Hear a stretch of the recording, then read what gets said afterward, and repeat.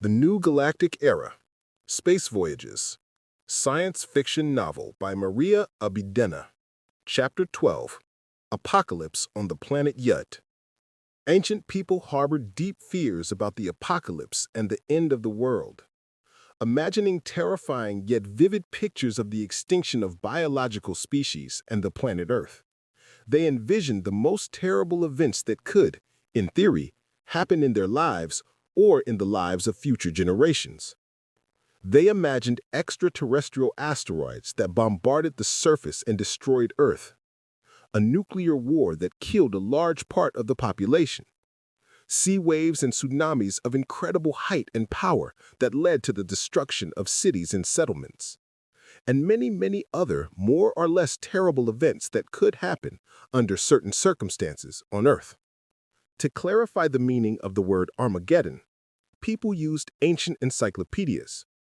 Dictionaries explained Armageddon as follows: the prophesied place of gathering of troops for a final battle at the end of time.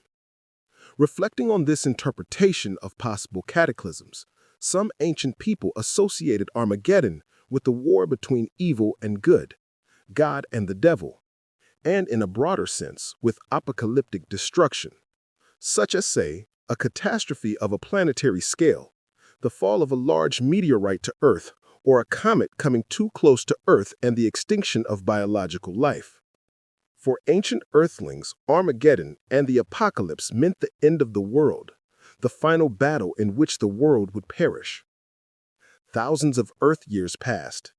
In the new era, the age of Biocrits, the human species did not disappear.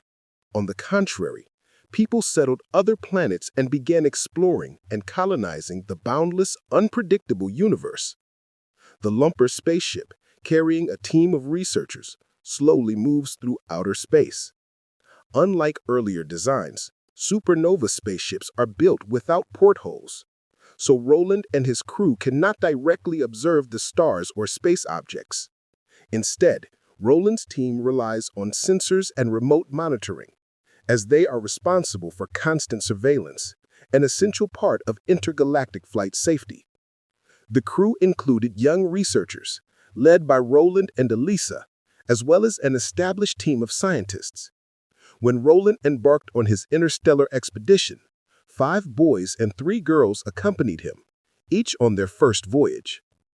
When we leave the solar system and enter interstellar space, Roland, the expedition leader, explained to the young scientists, we will first stop at one of the giant interstellar platforms of the protective barrier around the solar system.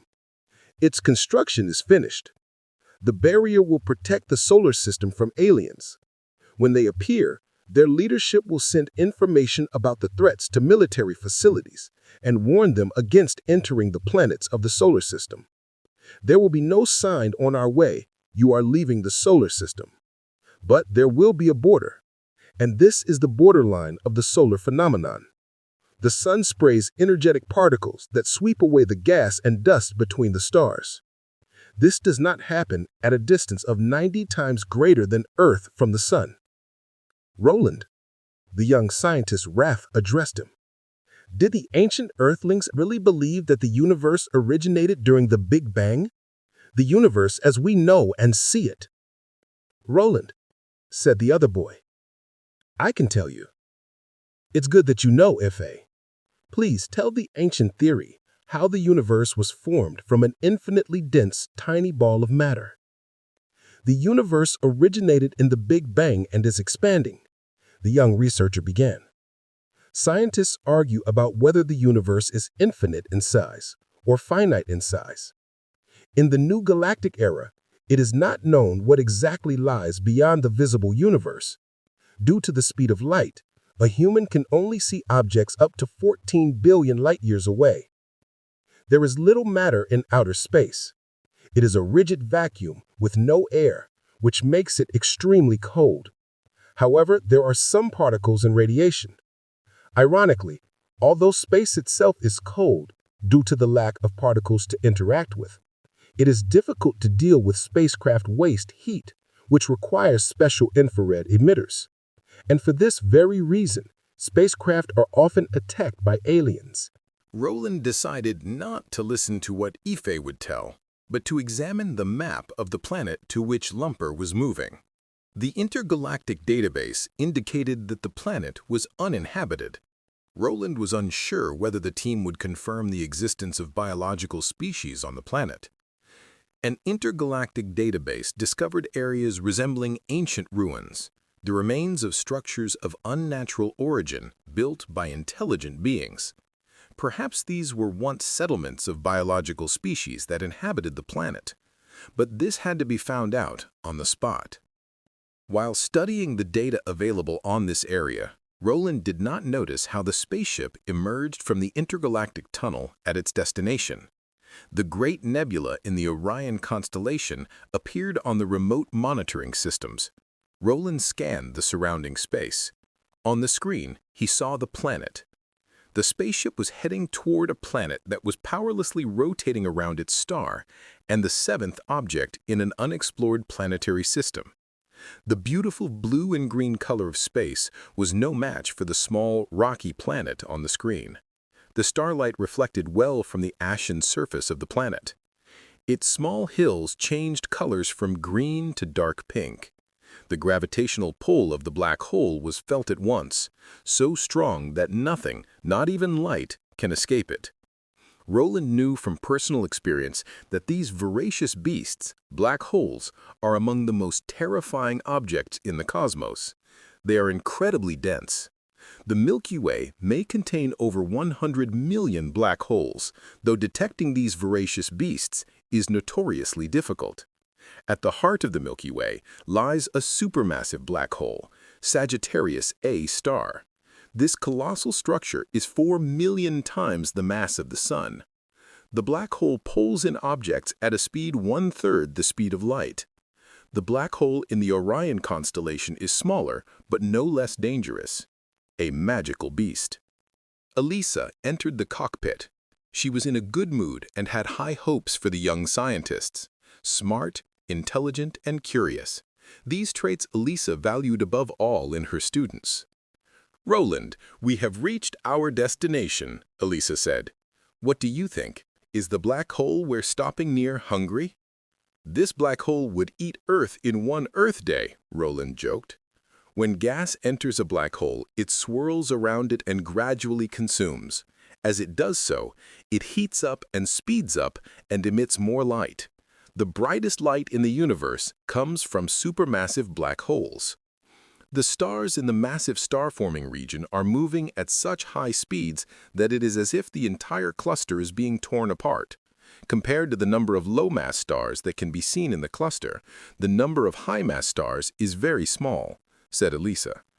Suddenly, interrupting the conversation, a young scientist, Ife, entered the room. "Elisa, the Orion constellation is on the monitors. Among its stars is the red supergiant Betelgeuse, one of the largest and brightest stars visible to the naked eye from the solar system," Tet added, half dozing at the control panel. "But beneath its serene glow, a violent transformation is taking place.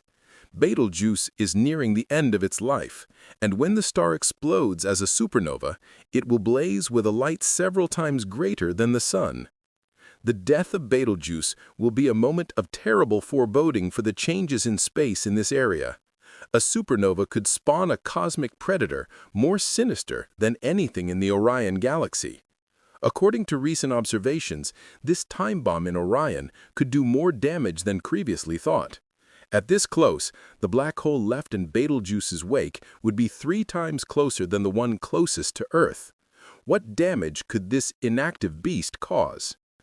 "Betelgeuse is burning hot and fast, burning through its fuel reserves in a futile attempt to stave off its demise. The star has had a hard life and has grown large. Its surface is swelling. One of the brightest stars in Orion is going through a difficult period in its life and may soon explode as a supernova, visible in broad daylight, outshining even the moon," said Elisa. "We're there," Roland interrupted. "Soon we'll be in the orbit of an unexplored planet. Get ready for a long and hard work. Our researchers have discovered a planet where the night is 200 degrees hotter than the day. the planet is tidally locked to its star, meaning it always has one side facing it. The evening region of the atmosphere was 200 degrees warmer than the morning region. In the eternal morning zone, the temperature is 600 degrees Celsius, and in the evening region, 800 degrees Celsius. The morning part of the planet is cloudier than the evening part. It was found that the circulation of gas around the planet is the main cause of the temperature difference. Hot gas from the day side moves to the night side. Significant differences in temperature and pressure lead to the formation of powerful winds, which can reach speeds of thousands of kilometers per hour. "We're ready," Iffy and his best friend Raf announced. "We can't wait to start collecting samples and doing research in real-world conditions on the surface." "Good," said Elisa. "I'm glad to hear that. There is a lot of work." On the planet, the young scientists immediately got to work. They tentatively named the new, unknown planet Ute. It was an unofficial name, but conventional names always make communication easier in scientific circles. The planet Ute orbits the giant star Nance in Orion. Nance is 15 times the diameter of the Sun, but contains only 1.9 times its mass. And Ute orbits it quite closely, at a distance less than half the distance between Earth and the Sun. While in orbit of the planet Ute, young scientists immediately began to carefully study its surface and relief. "The longer we stay on this planet, the faster time will pass around us," Tet informed the young scientists. "We will have little time to research the planet and collect data. The preliminary research suggests that life suddenly disappeared on this planet many millions of years ago, but we are not sure about the reasons for the extinction. We have not yet understood what exactly happened in this area." "Yes, that's right, Iffy," Elisa encouraged him. "Our scientific mission is to collect the necessary samples and recreate all the events. I hope we can get closer to solving the reasons for the biological loss on the planet." From the origin of life, of any kind, to its extinction, there are several ways in which planets experience the end of existence, no matter how we define it. As Earth changes, the pressures on the survival of different species will also change, and mutations can occur. Some mutations are beneficial for survival, and these are genes that are more likely to be passed on to the next generation of species, Tet explained. "To find out all the details of life on the planet, we have to do a good job," Elisa concluded. "Let's get started." While in orbit of the planet Ute, Roland activated the launch sequence, sending the shuttle hurtling toward the alien terrain. Lumper remained in orbit. This was a necessary safety measure when there was little information about life. A human cannot breathe on the planet without special oxygen devices, which require additional time. A team delivered special equipment to the surface and provided the young researchers with everything necessary to collect data and start the first experiments. The planet Ute was the size of Jupiter in the solar system. Its surface resembled a desert with vast, varied landscapes and deep craters. After scanning the hot side of the planet facing the star, the young scientist found that each terrain had its own characteristics and perhaps its own history, from rocky mountains to vast plateaus and cratered depressions, tunnels that led deep into the planet and were lost near its core. The areas to the south, with their greenish stones, were a feast for the eyes and could be mistaken for earth moss or grass. There were landscapes dominated by gravel and stones that seemed to tell the stories of ancient rivers that had once flowed, depositing sediments over many millennia. These areas, although seemingly harsh, were once teeming with life, adapted to their environment. Roland and Elisa were surprised by the research of Iffy, Raf, and other young scientists. Under Iffy's leadership, the team prepared a thorough report on the planet's geological state and the potential conditions for life. The landscapes, which have changed over the millennia, added to the attractiveness of the search expedition, making each area unique. Having carefully examined the planet, Ife suggested that the smooth expansions were once highways for the planet's inhabitants, connecting distant settlements. In the shimmering heat, one could even see paintings that played with the eyes, transforming the planet's surface into a surreal world of illusion and reality. No signs of the existence of biological species on the planet were found. Ife discovered that the planet had structures of unknown origin. Deepening further into the heart of Uyet, the path unfolded to vast dune fields, running through breathtaking green-red deserts and interrupted by serene blue oases. "Roland," Ife said suddenly, "we came across ruins that resemble sculptures, very ancient, almost destroyed." Ife showed Roland scanned massive figures from compounds unknown to Earthlings. Perhaps these figures were made by the biological species, a civilization that flourished many millennia ago. The images found unveiled the truth about the society that mysteriously disappeared. Although the inhabitants of the planet built bizarre structures, these reliefs depicted biological creatures, adding a new level to our understanding of life. Some images resemble terrifying monsters which have protective armor and multiple limbs. "The new findings are truly unusual, and the figures are fascinating," Elisa shared her thoughts. "The two best-preserved specimens depict creatures that resemble scorpions and huge octopuses." "We also found figures adorned with helmets," Tet said. "Some images are in poor condition, but they could also be monsters." Figures of unknown creatures were found in an ancient settlement. For some unknown reason, the place was burned to the ground. Young scientists have confirmed that the biological species of Uyet flourished for millennia. A rich culture disappeared shortly after everything that existed on the planet was burned to the ground. Artifacts buried in the ruins of these buildings allow scholars to recreate the culture and understand the way of life these strange creatures led on the planet.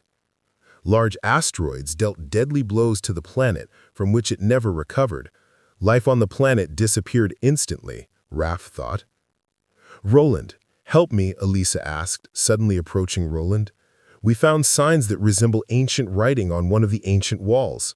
The wavy lines could be symbols that contain encrypted messages." "Interesting," Roland responded.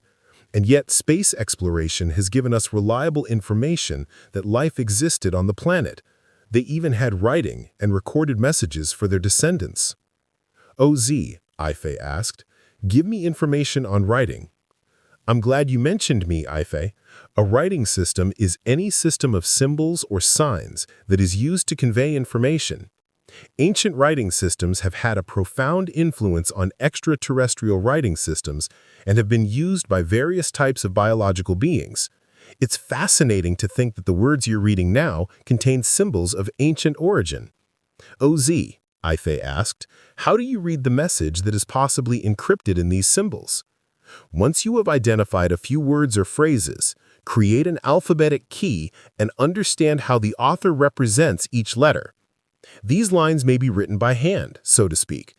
Whether biological creatures on this planet have hands, we do not know. But it was right to assume that this was text. You can then use this key to transcribe the rest of the characters, adding new letters as you go. Hand transcribing cursive in this way takes quite a bit of time at first, but it gets easier as your eyes get used to the letters. Over time, you will naturally become more able to read the variations in the styles of the text, especially if all the styles come from the same time period or type of writing.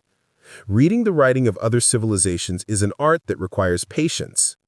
An hour passed, and the control panel received a signal from the scientific facility under Tet's leadership. After reading the message, Elisa headed for the shuttle. Roland and Ife managed to decipher the writing. The results were unexpected for both me and Ife. "Listen." Tet began to read the decrypted text. "It doesn't matter whether our descendants remain intelligent. You will find them millions of years from now. Whether or not a catastrophe like an asteroid strike occurs, death is inevitable. Whether or not we have descendants who survive is irrelevant. We will eventually disappear from this world and emerge in another. On a geological and astronomical timescale, this will most likely happen sooner rather than later. and will be the end of the world for us. The end of the world will definitely come, and these are not just assumptions that all these goals will be realized, but reliable predictions of the pinnacle of our achievements. The distant future of the planet is known. We are now creating the near future.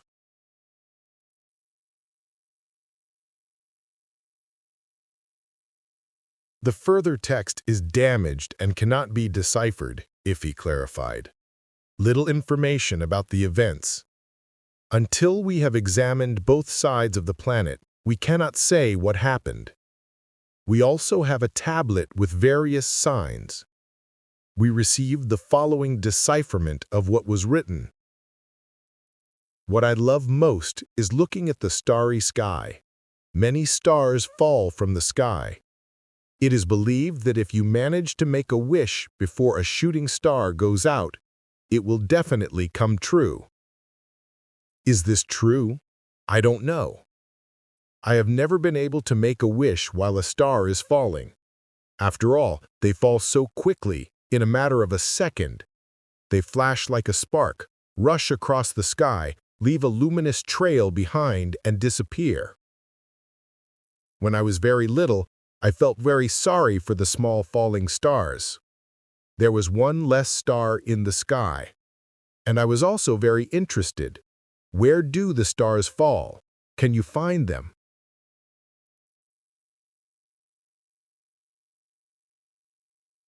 Over time, I learned that stars burnt up in the atmosphere and did not have time to reach the surface.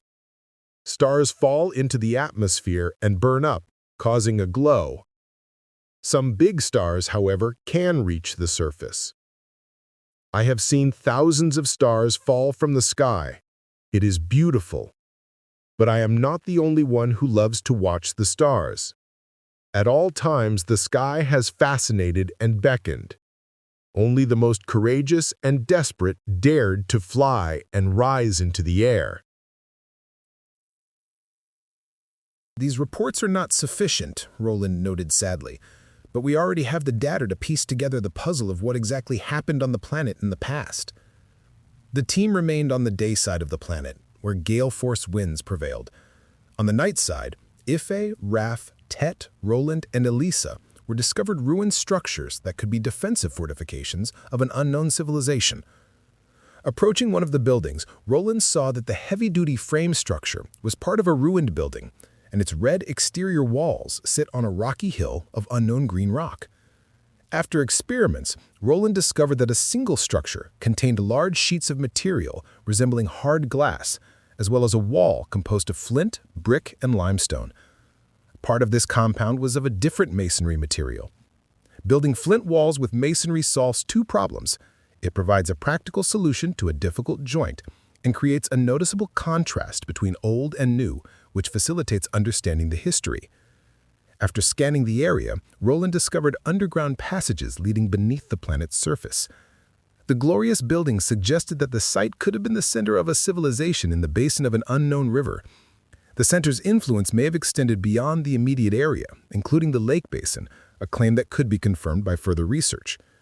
This discovery helped to get evidence for the existence of life.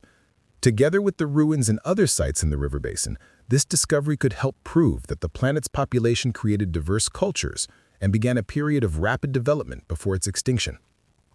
The young scientists discovered the remains of a roof, indicating the presence of the new glazed wall and the old stone walls. These supports had been weathered with sealing tape to smooth the masonry's uneven profile. Apart from the exposed cut edges of the masonry, there had been no interference with the masonry structure on either side of the breach. The breach in the outer wall was part of the building's floor, and a steel frame had been used to support the sloping outer walls. The new glazed wall behind the breach was set back from the original walls so that the edges of the broken masonry remained visible. The interior spaces resembled rooms. The structures at different levels within the tower were planned to make the most of the internal space. These findings confirmed that biological life existed on Hewlett and that civilization was developed independently of other civilizations. Ife discovered lumps of the strongest metal in surrealistic shapes twisted together, and there was only one object that could even be recognized. It was probably from the toolkit of some unfortunate master engineer. A hammer, a tool, a metal or wooden bar mounted at right angles to a handle. But these were only assumptions. On the day side of the planet, deserts with icy sandstorms rule the world. Storms can last from a few minutes to a few hours. Everything around becomes a whitish-greenish-blue color. Sometimes the storm can become so strong that visibility drops sharply. When green clouds appear in the sky, rain begins, which does not seep into the ground quickly, but creates rapid surface flows. Both the sky and the ground become green from the sand soaked in a viscous white-green liquid. Raph noticed that the most amazing thing on the planet was the greenish-gray dunes of loose sand, formed by the wind's rapid movement. Dunes consist of a leeward side, or steep side, protected from the wind, and a windward side with a gentle slope, which faces the wind. Deserts beckon with a multitude of landscapes and mysteries. Every grain of sand, every stone, and whisper of the wind has its own story. Roland explained to the young scientists, "As explorers, we strive to unravel these stories, but it is important to act quickly. When exploring the history of other planets, always approach data collection responsibly, preserving the beauty and integrity of the unique terrain. Geological processes are responsible for the diverse landscapes found across the planet," Ife added. From mountain ranges and gorges to islands and plateaus, geological processes are shaping the surface. Dunes are fascinating landforms produced by geological processes.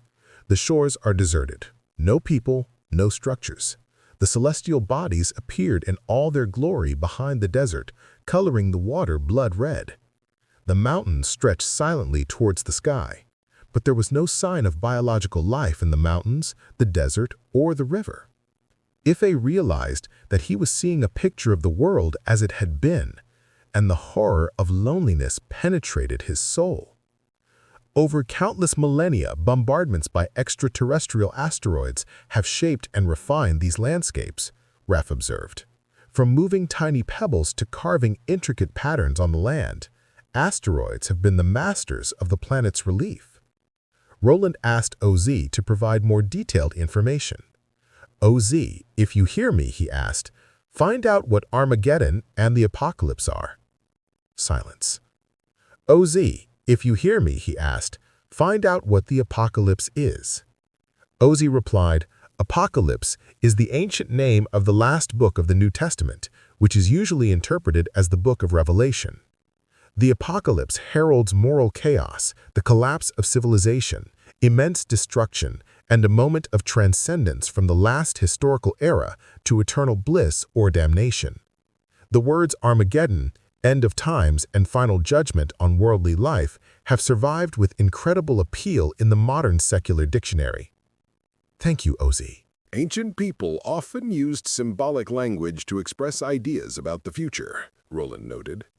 The ancient texts of Ute speak of a dragon, a beast, living creatures, and other figures in a way that has led to many interpretations about the timing and details of future events. One common element in ancient texts is the destruction of the world in the last days, followed by the creation of a new heaven and earth. The ancient texts describe the new heaven and earth. Many of the symbolic ideas about future events have been interpreted in different ways. Although the prophecies related to the end times have many different interpretations, the meaning of the expression will establish a new heaven and earth after the victory over evil. The new heaven and earth? Interesting. Ife shared his thoughts. I read about it. Many civilizations have references to new places after planetary-scale catastrophes. An extraterrestrial impact, possibly of intelligent asteroids, caused large-scale destruction and damage to settlements, from which the civilization of Ute never recovered. "What a smart guy you are," Elisa praised him. "You're just brilliant. Like Roland, you're interested in the history of civilizations, and you're on the right track. Without knowledge of history, we won't be able to understand and explain the processes that took place in other galaxies and planetary systems similar to our solar system." Earth Week has passed. Ife submitted a detailed report to the leadership, chaired by Roland. Whether or not Ute remains habitable, the planet itself has a hard limit on how long it can live. The star runs out of hydrogen fuel to burn and starts to fuse helium instead. This will cause the star to swell into a red giant. Eventually, it will blow off these outer layers of material, leaving behind a white star that will gradually cool to the background temperature of space. A similar fate awaits countless worlds orbiting other stars. A stellar engulfment is usually catastrophic for planets in close orbits. When we realized that the planet Ute managed to survive in proximity to its giant star, it was a complete surprise, added Elisa. Ute was bombarded by intelligent asteroids. When the asteroids reached the surface, they created a gas cloud. Whatever happened, it's an intriguing system that could teach astronomers a lot about the life and death of planets. From the birth of life to the disappearance of the planet itself, there are several ways in which a planet could have truly experienced the end, no matter how we define it. Armageddon on the planet Ute, Ife concluded, is the story of both the slowly fading star and the fall of millions of intelligent asteroids to the planet. Everything is correct, Roland concluded. We have conducted thorough experiments and collected the samples for further study in our laboratory in the solar system. The phrase on one of the walls of the unknown structure, "We are alive," did not leave the mind of Ife. The universe is big, and we will not be able to find a new place of departure for these creatures. What was the collective choice of intelligent beings? Perhaps one day, one of the scientific explorations of the solar system will come across this civilization in the universe, but it is futile to hope it happens soon, he thought. Millions of stars and billions of planets. Apparently, the creatures still survived and lived in another galaxy. They wanted to tell their descendants that they existed, but on another planet, in another planetary system, in another galaxy. A human from the planet Earth could manage the future of the planet, firmly grounded in scientific reality, drawing on the best knowledge and most successful theories he possesses, and seizing opportunities to ensure the safety, freedom, and prosperity of all humanity. This is the highest dream of a scientifically literate society, and the only hope that man has, to push the end of human extinction as far into the future as possible. While Ife was thinking about the Great Migration and the unknowns of the world, Tet quietly approached him. Like Ife, Tet was a dreamer and loved to ponder the fate of the universe and the existence of unknown worlds. And yet they survived and lived elsewhere, Tet said stiffly.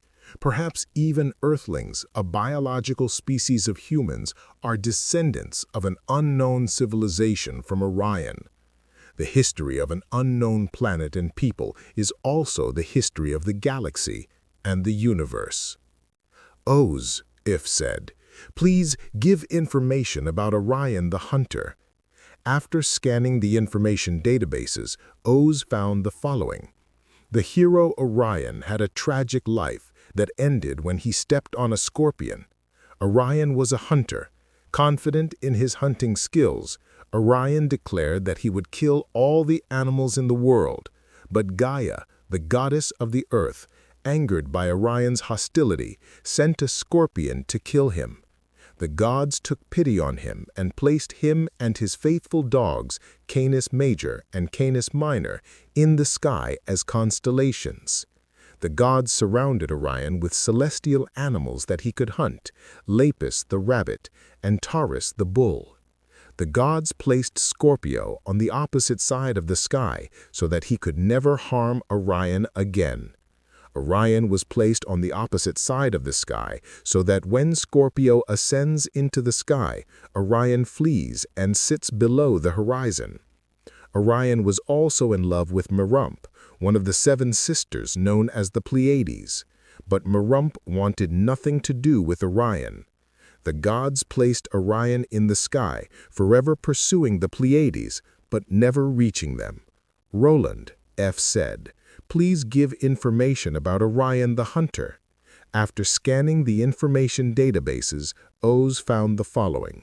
The hero Orion had a tragic life that ended when he stepped on a scorpion. Orion was a hunter. Confident in his hunting skills, Orion declared that he would kill all the animals in the world. But Gaia, the goddess of the earth, angered by Orion's hostility, sent a scorpion to kill him.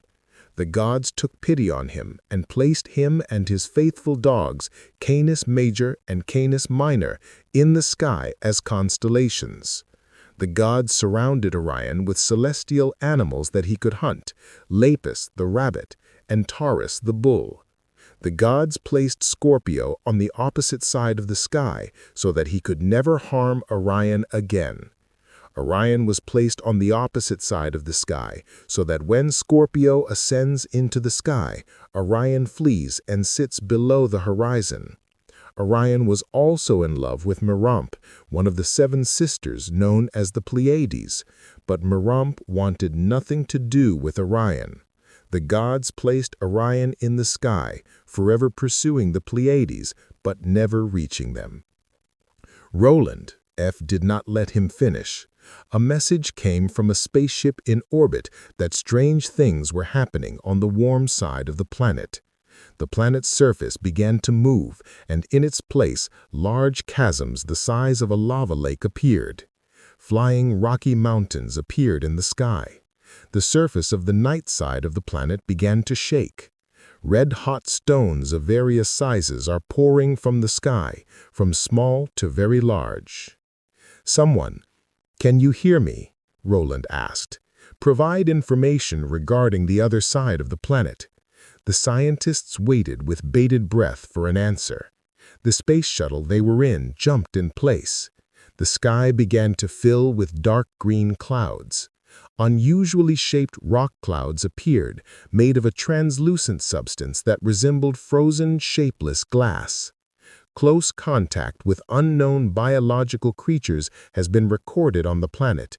They have many paws on all sides, scales on their backs, destroyers. The commander of the starship reported from orbit around the planet. They live under the planet's crust, in the mantle. They feed on sulfur and magma. This gives them a lot of strength. These are living mountains. They hibernate until the arrangement of the stars changes and Betelgeuse appears. The entire surface of the planet is covered with ash. The sky began to darken from bluish smoke and greenish-red dust. The lumper crew ordered the shuttle to leave the planet. The commander ordered a rapid rise from the surface to orbit. All members who were on the planet took their places in the shuttle. A few minutes passed, and the shuttle rose rapidly into the red-hot sky. The surface around it began to turn into hot lava, consuming everything in its path. On the monitors, the expedition saw unknown creatures emerging from the red-hot lava layers and trying to grab the hot stones that fell to the surface. The whole world was melting under the influence of the rapidly rising temperature in the planet's core. Once aboard the starship, the team could not look away from what they witnessed. On the monitors, the expedition saw monsters born in fire that began to appear on the surface of the red-hot planet. Giant monsters born in fire and walking on the surface. The terrible creatures became increasingly numerous. The Holy Scripture says, "The 7 angels pour out the 7 bowls of the wrath of God." Ancient biblical messages from Earth are very similar to what was written on the tablets on the planet Utah. Tet shared his thoughts. In an ancient book from the planet Earth it is written, "And I saw, coming out of the mouth of the dragon, and out of the mouth of the beast, and out of the mouth of the false prophet, 3 unclean spirits like frogs. For they are demonic spirits, performing signs, who go abroad to the kings of the whole world, to assemble them for battle on the great day of God the Almighty. Behold, I am coming like a thief. Blessed is the one who stays awake, keeping his garments on, that he may not go about naked and be seen exposed." And the demonic spirits gathered all the rulers and their armies to a place with the name Armageddon. On the night side of the planet, which is 200 degrees hotter than the day, everything melted and burned, merging into one red-hot river that resembled a stream of dark red lava. The team did not have time to collect samples of the red-hot metals. Tet reported that not only did surface melting begin, but also a distortion of time that affected the team. They began to delirium and could go crazy, remaining on the surface. Roland decided to drive the starship into hyperspace. Lumper reached the speed of light and entered the intergalactic tunnel. Very soon, the expedition would see the blue-green planet Earth and the red Mars on their monitors. The report on the expedition to the unknown planet was not completed.